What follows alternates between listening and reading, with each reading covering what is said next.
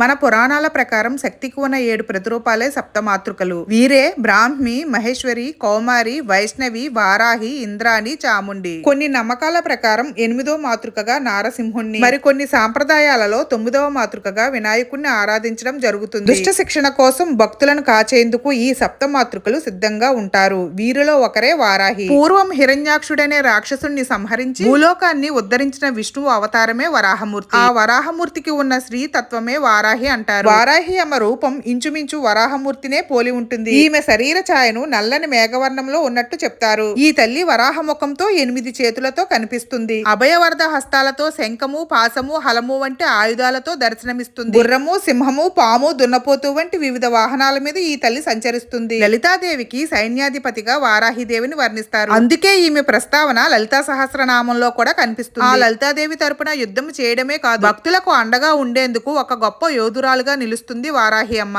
ఈమెను ఆరాధిస్తే జీవితంలో ఎదురయ్యే అడ్డంకులన్నీ తొలగిపోతాయని, శత్రు భయం ఉండదని, జ్ఞానం సిద్ధిస్తుందని, కుండలిని శక్తి జాగృతం అవుతుందని తరతరాలుగా నిలిచి ఉన్న నమ్మకం. ఈ అమ్మవారు శాక్తేయంలో కనిపిస్తారు. శక్తిని ఉపాసించే ప్రక్రియే శాక్తేయం. వారాహి అమ్మవారు శ్రీ లలితా త్రిపుర సుందరీదేవి, సైన్యాధిపతి, దండనాథ పేర్లతో పిలువబడే వారాహిమ శంఖం, చక్రం, నాగలి, గుణపం, అభయ వరదాలతో దర్శనమిస్తుంది. శాక్తేయులు వారాహిదేవి పార్వతీదేవి మాతృక అని నమ్ముతారు. ఈ మాతృకలు దానవులపై యుద్ధానికి వెళ్లేటప్పుడు అవసరానుగుణంగా దేవతల యొక్క శక్తులను సమీకరించి సృష్టించి తమ తమ ఆయుధాలను ఇచ్చినవి. శక్తి స్వరూపిణి అయిన దుర్గాదేవి తనచే సృష్టించబడ్డ అన్ని మాతృకలను తనలో ఐక్యం చేసుకుని శంభుని సంహరించిందని శక్తి పురాణంలో ఉంది. మార్కండేయ పురాణంలో దేవి మహత్యంలో శుంభుని శుంభ వధ కథ ప్రకారం దేవుళ్ల శరీరాల నుంచి వారి స్త్రీ రూప శక్తులు బయటకు వస్తాయి. శివుడు నుంచి శివాని, విష్ణువు నుంచి వైష్ణవి, బ్రహ్మ నుంచి బ్రాహ్మణి, వరాహస్వామి నుంచి వారాహి ఉద్భవించారు. ఈమె ఉత్తర దిక్కుకు అధిదేవత. ఈమె చేతిలో నాగలి, రోకలి ఉంటాయి. నాగలి భూమిని దున్నే సేద్యానికి సంకేతం. రోకలి పండిన ధాన్యాన్ని దంచి మనకు ఆహారంగా మారడానికి సంకేతం. ఇది బాహ్య అర్థం. అంతరార్థం ఏమిటంటే ప్రతి మనిషిలోనూ వారాహి శక్తి నాభి ప్రాంతంలో ఉంటుంది. మణిపూర, స్వాదిష్టాన, మూలాధార చక్రాలను ప్రభావితం చేస్తుంది. కుండలిని శక్తిని జాగృతం చేస్తుంది. మనలో అస్తవ్యస్తంగా ఉన్న పృథ్వీ అనే బుద్ధిని రక్తబీజుడు లాంటి పిచ్చి మొక్కలతో అవసరం లేని మనలో వరుసగా ఉద్భవించే ఆలోచనలను లలితామాత సైన్యాధ్యక్షురాలైన దండనాయకి శక్తి అనే నాగలితో దున్నుతూ ఉంటే తన సైన్యం అయినటువంటి రథ, గజ, త్వరగ, పదాతి దళాల సహాయం మనలో ఉన్న మానసిక వికారాలను అన్నింటినీ నాశనం చేసి జ్ఞానము అనే సేద్యానికి అంకురార్పణ చేసి